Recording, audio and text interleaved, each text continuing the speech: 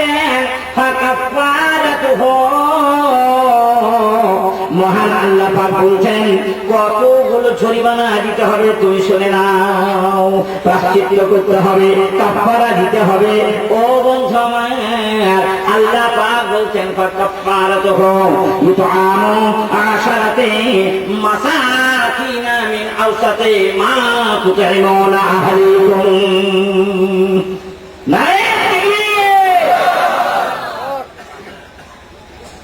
সুবহানাল্লাহ। একটা জায়গাতে এই বছর পৌষ মাসে আদায় করতে দিয়েছিলাম মাদ্রাসার, আপনারা জানেন মহিষা ডবরি বড় কারিগরি মাদ্রাসা, মোল্লা সাহেব ওখানে মোদারেসি করেছেন। বাৎসরিক 12 লক্ষ টাকা খরচ, হোস্টেল খরচ 12 লাখ টাকা বছরে লাগে খালি বেতনে আর ছেলেদের খাবারে। অন্যান্য কোন উন্নয়নমূলক কাজ কিছু করলে তার টাকা আলাদা লাগবে। সুবহানাল্লাহ। এক জায়গায় যাবো, হ্যাঁ এক জায়গায় যাবো, আউস গ্রাম থেকে আসছি, মাগরিবের ওয়াক্ত হয়ে গেল। সিলুট বলে একটা গ্রামে, গ্রামটা গোটা গ্রামটা পীর পুজোরি, গোটা গ্রামটা বেদাতি গ্রাম। মাগরিবের নামাজটা ওখানে পড়লাম, চিন্তা ভাবনা করছি যেখানে যাব, যে গ্রামটা আল হাদিস, সে গ্রামটার নাম জয়কৃষ্ণপুর, কালেকশনে মাদ্রাসা। তো মাগরিবের নামাজটা পড়ার পরে দেখলাম যে প্রায় 2-2.5 কিলোমিটার রাস্তা, কি করে যাবো এই শীতের রাত। যা হয় হোক, এইখানেই থাকি। বসে বসে তাসবিহ করছি মসজিদে। আর ওদের সুবহানাল্লাহ, ওদের যিনি ইমাম সাহেব, সেই ইমাম সাহেব বলছে, ওদের যে মুয়াজ্জিন সে বলে, তোমার বাড়ি কোথায়? বাড়ি বীরভূম, সাঁইথিয়া। তুমি জানো না ওই নজরুল বাড়িতে মিলাদ হচ্ছে, ওইখানে যাও, এখানে কেউ আজকে খাবার দিবে না।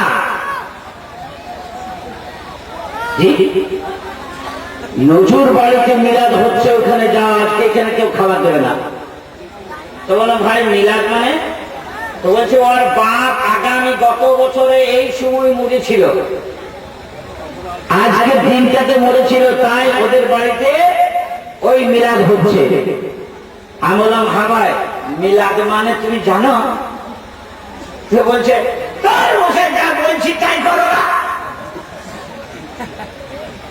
তাওয়াল্লাদ থেকে মিলাদ মানে জন্ম দিবস যাকে বলা হয়, বুঝতে পারলেন? আরবি শব্দ মিলাদ মানে কি বললাম? জন্ম দিবস। ওর বাপ ওই দিনে মরেছে, তো মৃত্যু দিবস না জন্ম দিবস?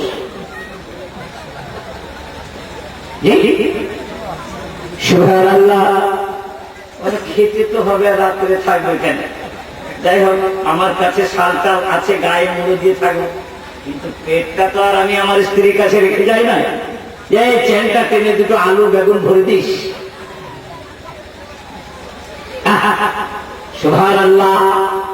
নজর বাড়িতে গেলাম, আল্লাহর কসম করে বলছে এইরকম একটা পর্দা, যেমন পর্দা টানা আছে আর জায়গা নাই, ওই পর্দার ধারেই বসলাম। সুবহানাল্লাহ। আরম্ভ করলাম, পিতার নামটি আব্দুল্লাহ, মা জানানি আমিনা, দুগ্ধ মাতা হালিমা, নবী যাই মদিনা, আল্লাহুম্মা সাল্লি আলা। ভাই মহব্বতের সঙ্গে বলো, ভাই মহব্বতের সঙ্গে। ওরা বলছে ভাই মহব্বতের সঙ্গে বলে। সুবহানাল্লাহ। তো আমি ইমাম সাহেবকে জালসা সেরে এসে বলছি, ভাই এইটা তুমি কোথাও পেয়েছ? লেখাপড়ার মাধ্যমে হাদিস কোরআন পড়েছ? তো বলছে হ্যাঁ হাদিসে আছে। বলো শোনেন, হাদিস যদি আপনি বুখারী, মুসলিম, আবু দাউদ, তিরমিজি, ইবনে মাজাহ, নাসাই, দারকুতনি, বাইহাকি, মুয়াত্তা ইমাম মালিক, এই হাদিসের ভিতরে যদি এই শব্দগুলো দেখাতে পারো, আমি বেশি পারবো না, গরিব মানুষ, 2 বছর ফ্রিতে তোমার ঘরে ছানি কাটবো, তোমার গরু চড়াবো। 2 বছর ছানি কাটবো। সুবহানাল্লাহ। এইবার যখন আল্লাহু সাল্লাল্লাহু হয়ে গেল, হওয়ার পরে मोमिन खड़े हो जाओ ताजी मोहम्मद के लिए सुभान अल्लाह। তখন সবাই মিলে ধর্ম করে দাঁড়িয়ে গেল। আর আমি বসে বসে বলছি আব্দুল আজিম বসে থাকবি তো ভাত পাবি না, আর যদি না উঠিস তো চাটেই ভাত পাবি। এখন চিন্তা কর ভাত খাবি না বসে থাকবি।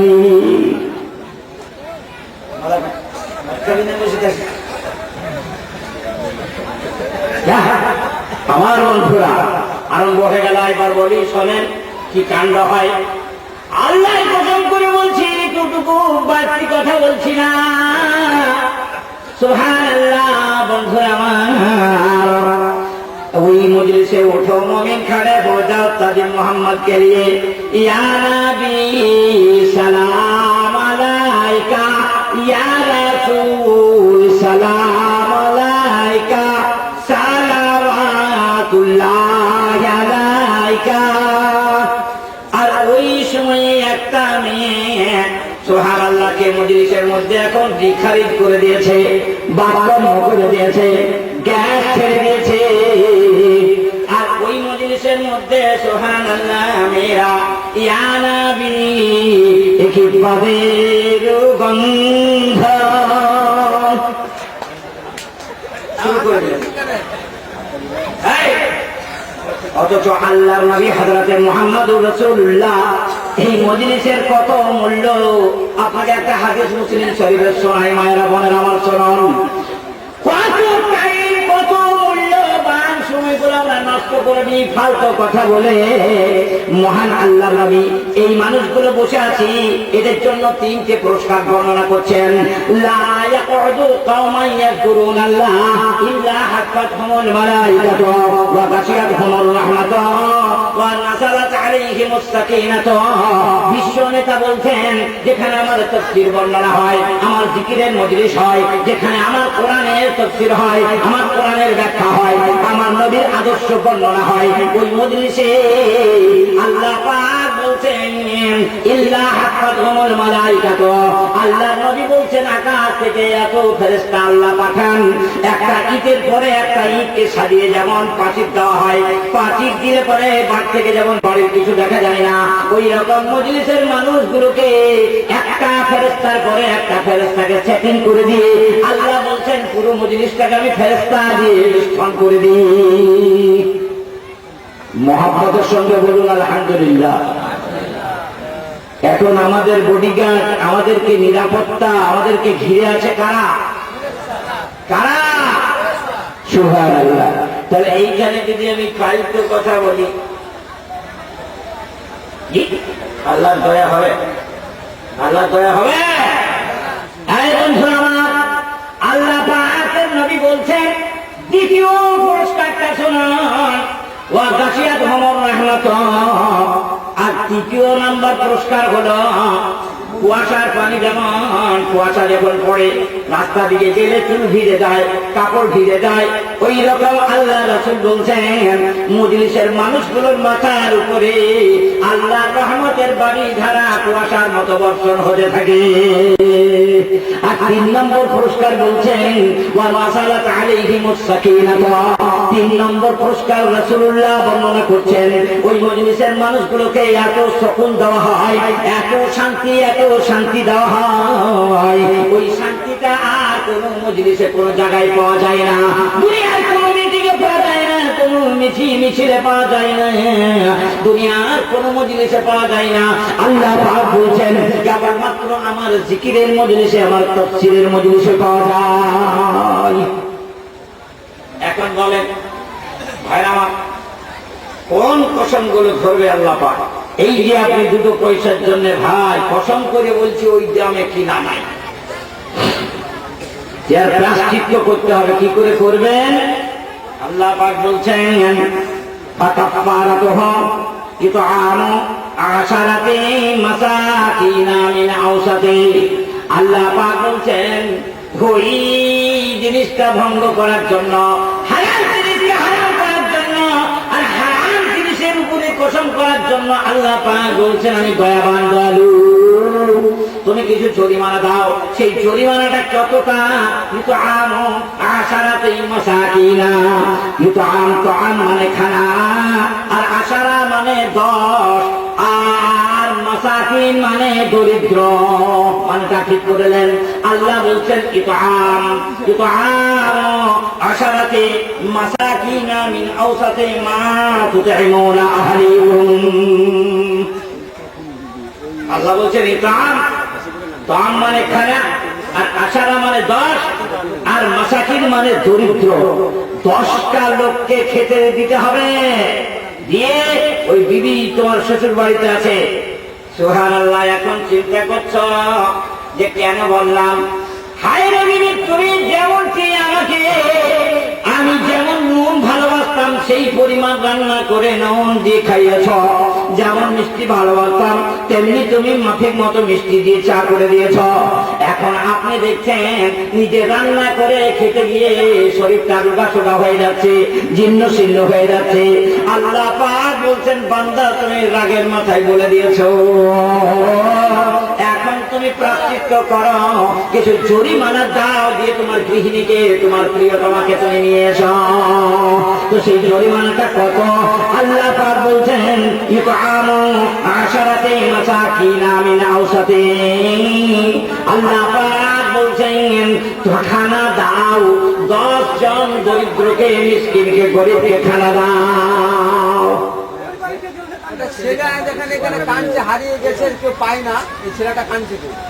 আমি নিয়ে যাবো, আমার ছেলে নয়, একটাই আছে।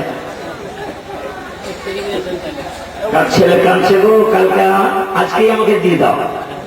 আমি 120টা ছেলে মানুষ করছি, 120টা ছেলের বাপ, তাহলে আর একটা ছেলের বাপ হয়ে যাবো। সুবহানাল্লাহ। ইসলাম দরদি ভাইরা মায়েরা, আর ছেলে কাঁদছে, নিয়ে যান। যেটা বলছিলাম, এখন আপনি এখন মনে মনে করছেন বিবিকে আনবো, তো কি ধরনের খাবার দেবো? মোড়ে যখন ভেরিয়ান মোড়ে চায়ের দোকানে বসবো, আর চা দোকানে বেছে বেছে 10টা লোককে 10 কাপ চা ধরিয়ে দেবো, আর আমি ভেবে নেবো মনে মনে, সুবহানাল্লাহ, আমি মনে মনে ভেবে নেবো যে আমি 10 জন মিসকিনকে খাওয়ালাম, এতেই আমার কাফারা হয়ে যাবে। হবে কি ভাই? হবে। সুবহানাল্লাহ। এই বন্ধুরা, কত রকম কৌশল করে আমরা চলে যাবেন। হ্যাঁ, তার চেয়ে যদি কেউ ভাবি যে 10 জনকে 10টা বিড়ি দিয়ে দেবো।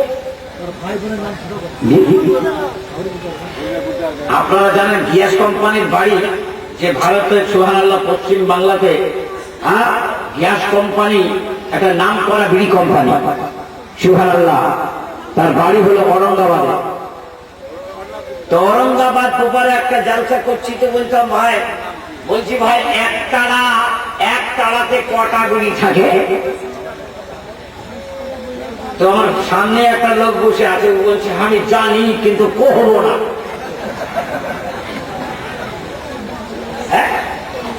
আরে ওদের ভাষা বলছি, বলছে আমি জানি কিন্তু কহবো না। তো আমি বলছি ভাই কহিলে কি হবে? তো বলছে তাহলে আপনি জেনে নেবেন সারা বিড়ি খায়,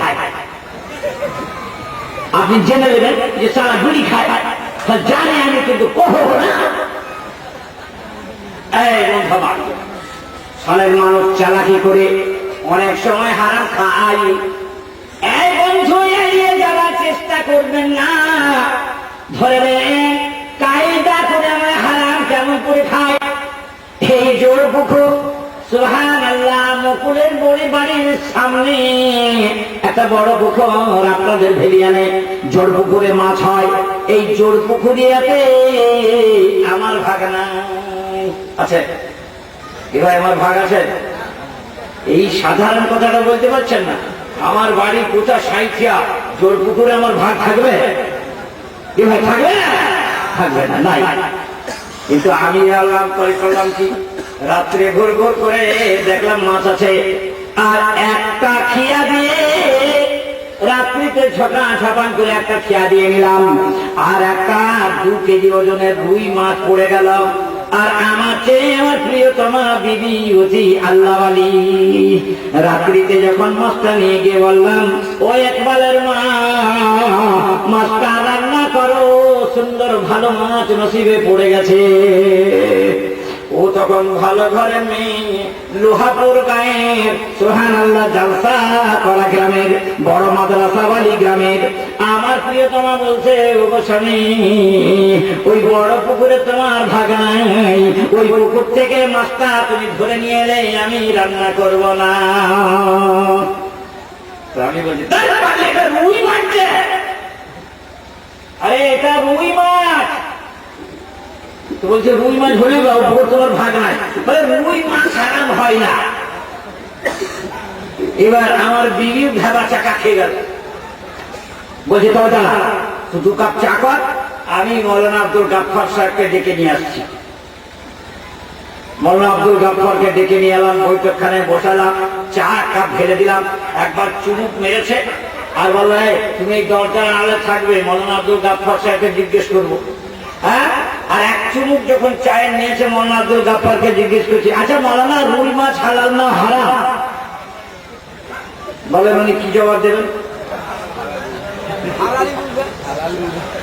ওকে বলা হয় নাকি ওই জোরে পুকুরিয়াতে আমার ভাগ নাই। কথাটা বুঝতে পারছেন না? বলুন না। আমি বলছি, আচ্ছা মৌলানা আব্দুল গাফফার সাহেবকে বলছি, মৌলানা রুই মাছ হালাল না হারাম? তো উনি ধমকে বলছে, আরে মাছ জীবিত হালাল, মরা হালাল, ওর সুটকি হালাল। কত হয়ে গেল? ছেলেটা পার করে দিয়ে বলে, আমি মৌলবি না হতে পারি, কিন্তু মৌলবির সঙ্গে ঘুরি যে রুই মাছ হারাম হয় না রে। কায়দা করে বিবিকে হারাম। সুবহানাল্লাহ। এই বন্ধুরা, আমি বলছিলাম আল্লাহ পাক জানে বান্দারা কায়দা করে সরে যাবে, তার জন্য আরো ধরে আলোচনা করে আল্লাহ পাক বলছেন, মা তুতঈমুনা আহলিকুম। আল্লাহ পাক বলছেন, দুপুর বেলাতে যে তুমি বিবি বাচ্চা নিয়ে, স্বামী নিয়ে, মা নিয়ে, ভাই বোন নিয়ে যে আহারটা করো, ওই আহারটা তোমাকে 10 জন দরিদ্রকে খাওয়াতে হবে। সুবহানাল্লাহ। আমার বন্ধুরা, আল্লাহ পাক বলছেন, এত বড় কথা কোরআনে পরিষ্কার করে বলে দিয়েছেন। আমার বন্ধুরা, এখন এই জঞ্জালে যারা ফেসে আছি, এই পাপে যারা ফেসে আছি, এইরকম অপকর্ম যারা করে ফেসে আছি, আল্লাহ এখনো তোমাকে আরশের ছায়া তলে, এখন ইসলামের ছায়া তলে আপনার জায়গা রেখেছেন। খবরদার ভুল করেন না। অমূল্য সময়গুলো, মূল্যবান সময়গুলো চলে যাচ্ছে বন্ধু আমার, প্রতিটা মুহূর্ত, প্রত্যেকটা সেকেন্ড চলে যাচ্ছে। অথচ আমার জীবনকে উন্নত করতে পারতাম, জান্নাতি জীবন আমি দুনিয়াতে গড়তে পারতাম। কিছু মাথা মোটা লোক বলে, যাদের কালো মুখের লাভ ভরা আছে, এই মাথা মোটারা বলে, কে জান্নাতে যাবে আর কে জাহান্নামে যাবে কে জানে। মাথা মোটা লোকের কথা নয়। আপনি যদি এশার নামাজ পড়ে বিছানায় বসে বসে যদি আপনি 5 মিনিট চিন্তা করেন যে আজকে সারা দিনে আমি কতগুলো অন্যায় করলাম, বিছানায় বসুন। বিবির সঙ্গে গল্প নয়, বাচ্চাকে নিয়ে নয়, বেটা বেটিকে নিয়ে গল্প নয়, বিছানায় বসে আপনি 5 মিনিট কেবলমাত্র সারা দিন তার একবার 5 মিনিট সমীক্ষা করে নিন। আব্দুল আজিম, আজকে সারা দিনে তুমি কতগুলো অন্যায় করেছ, কি করা তোমার উচিত ছিল, আর কি তুমি করলে। সুবহানাল্লাহ। এইভাবে আপনি সমীক্ষা করুন। আজকে 4টে করেছি, তওবা করছি আল্লাহ, আগামীতে করব না। সুবহানাল্লাহ। এইভাবে ছাড়তে ছাড়তে এমন একটা সময় আসবে, আপনার মগজ আপনাকে অ্যান্সার দিবে যে আজকে সারা দিনের মধ্যে আমি একটাও অন্যায় করি নাই, আল্লাহর ডিউটি পালন করেছি।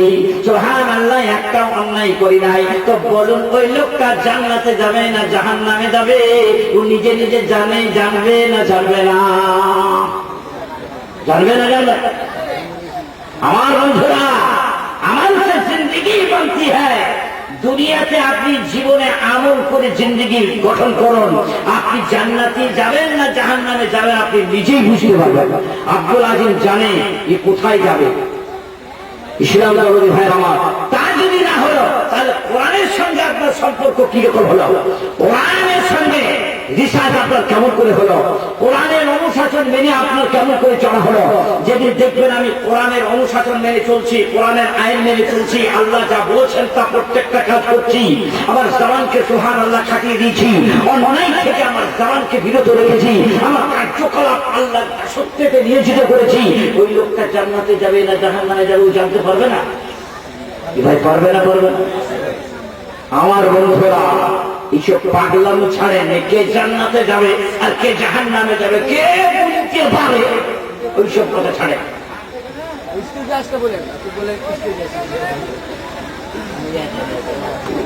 আচ্ছা বলে আপনাদের এলাকায় বলে এই কথাটা যে পরের ভাতে ওই লোকটা বেগুন পোড়ায়, ভাই চালু আছে কথাটা? তার মানে এমনও লোক আছে যার মাল আছে, ধন সম্পদ আছে, জমি জায়গা আছে, গরু দুতলা দুমলায় ধান আছে, কিন্তু লোকটাকে রান্না করে খাওয়াবেন লোক নাই। ওই ক্ষেত্রে বলা হয় ওই তো পরের ভাতে বেগুন পোড়াই। জি কথাটা বলে না? বলে। এখন বলেন তাহলে একটা লোক ওই রকম লোক মাল মেলা আছে, কিন্তু কসম করে নিয়েছে বিবি তোর হাতে খাবো না, জীবনে যতকাল বাঁচবো, ওই লোকটা কি করবে?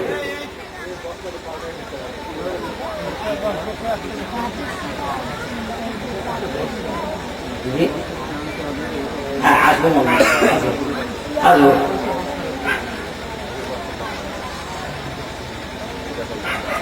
বাকি দেবেন? আসছি 10 মিনিট। 10 মিনিট ভাইরা, আদায়ের জালসা শুনে মজা হয় না। একটা কথা, মসজিদের জালসা, গোরস্থানের জালসা পিছনে একটা উদ্দেশ্য থাকে, যেমন মাদ্রাসার জালসা পিছনে একটা উদ্দেশ্য থাকে। আর কিছু মানুষ দেখবেন তন্ময় হয়ে কোরআন হাদিস শুনছে, আর যেমনি আদায়ের কথা বলা হয় তখন মজলিসটা ভাঙতে লাগে, ভাঙতে লাগে। ও মনে করে যে এটা কোনো বিষয়ই নয়, এটা দরকারই নাই। কিন্তু জানেন কিছু কোরআন হাদিস শোনা হয়, তার মধ্য দিয়ে কিছু আদায় হয়। আদায়টা একটা বিশেষ কোনো উপলক্ষে হয়, হয় মসজিদের হয়, না হয় গোরস্থানের হয়, নাহলে মাদ্রাসার হয়, নাহলে মক্তবের হয়, একটা ভালো কাজের জন্য হয়। এখন শোনেন, আমি একটা তর্জমা শেষ করছি, শোনেন। ওই লোকটার মাল আছে, এত মাল টাপটুপ হয়ে ঘরে ঘরে সব চাল ভরা আছে, পুকুরে মাছ আছে, সুবহানাল্লাহ, কিন্তু রান্না করে দেওয়ার মতো কেউ নাই।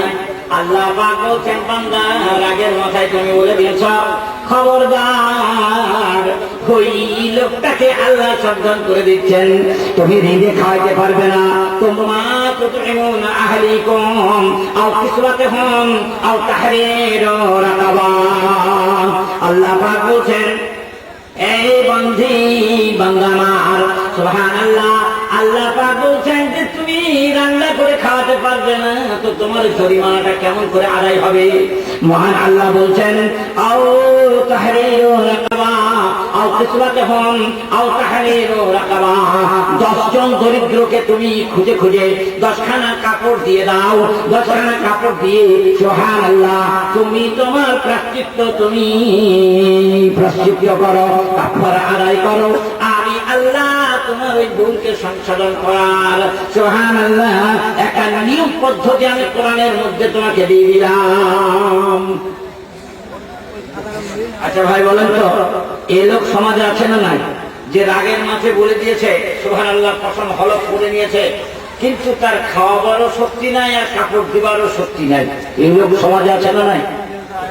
10টা লোককে খাওয়াইতেও পারবে না আর 10খান কাপড়ও দিতে পারবে না। তাহলে ও লোকটার জন্য কি করবে? মানে কসম হলফ যে এত গুরুত্বপূর্ণ, আল্লাহ পাক আলোচনা করছেন যে কাউরের জন্য আল্লাহ ছেড়ে দেয়। কি বলেছেন? ফামান লাম ইয়াজিদ ফাসিয়ামু সালাসাতি আইয়াম ফামাল্লাম ইয়াজিদ, ইহাতে যদি তুমি অসমর্থ হও, ইহাতে মানে যে দুটো কথা আল্লাহ বললেন, 10 জনকে খেতে দাও, আর 10 জন মিসকিনকে, দরিদ্রকে, বস্ত্রহীনকে কাপড় দাও। আল্লাহ পাক বলতেন ফামাল্লাম ইয়াজিদ, এতে যদি তুমি অসমর্থ হও, ফাসিয়াম সালাসাতে আইয়াম। সুবহানাল্লাহ।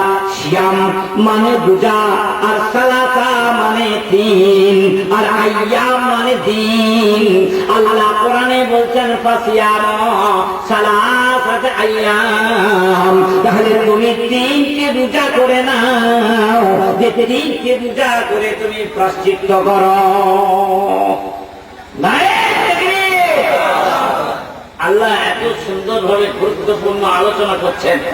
তবে ফাইজা হালাকতুম ওয়াহফাযু আইমানাকুম, ফাইজা হালাকতুম, এই খবরদার জীবনে হলফ করবি না, খবরদার বিবি হলফ করবে না, স্বামী হলফ করবে না, ছেলে হলফ করবে না, চাকর হলফ করবে না, কোন মানুষ। আল্লাহ বলছেন ওয়াইজা হালাকতুম, জীবনে কোনদিন হলফ করো না, আর যদি করো ওয়াহফাযু আইমানাকুম, তাহলে হলফের হেফাজত করো, খবরদার সংরক্ষণ করো, প্রায়শ্চিত্ত করো। আমি আল্লাহ এই বিধান পবিত্র কোরআনে দিয়েছি। ইসলাম ধর্মের মা বলেন আমার। এখন বলেন এই একটা কাজ, সে কাজটা হলো আপনাদের ঘরস্থানের উপলক্ষে এই জলসাটা করা হয়েছে। আপনারা মেহরবানি করে সামান্য সময়, একটু সময় দিবেন, সামান্য সময়। যিনি দিতে পারবেন না তিনি বসে থাকবেন। আমি সামান্য সময়, মিনিট 20 মতো আপনাদের টাইম নষ্ট করব, তারপরে আবার আপনাদেরকে এই পবিত্র হাদিসের কথাগুলো শোনাবো। আমার মা বোনেরা যারা জালসা শুনতে এসেছেন, সর্বপ্রথমে মায়েদের মধ্যে যে মানে পুরুষ মানুষ বাইরে এসেছেন কিনা জানি না, এই এলাকার মা বোনেরা আমার যারা জালসা শুনতে এসেছেন, সর্বপ্রথমে 1000 টাকা দেন মেয়েদের মধ্যে থেকে। 1000 টাকা। আমি প্রাণ খুলে তার জন্য দোয়া করব। কে আছেন গোরস্থান ফেরার জন্য? যে গোরস্থানে আপনার পিতা মাতা গেছেন, আপনার সুবহানাল্লাহ দাদু গেছেন, দাদু শ্বশুর গেছেন, দাদি শেষ গেছেন, যেখানে আপনিও একদিন সেই গোরস্থানে যাবেন, সেই ঘটনার জন্য, সেই জায়গাটার হেফাজতের জন্য, সেই জায়গাটার সংরক্ষণের জন্য কে আছেন? মাশাআল্লাহ। আমি একবার লোহাপুরে বলেছিলাম, যে ছাগল না দিলে আমি জলসা করতে আসবো না। একটা মেয়ে বলছে বেটা কটা ছাগল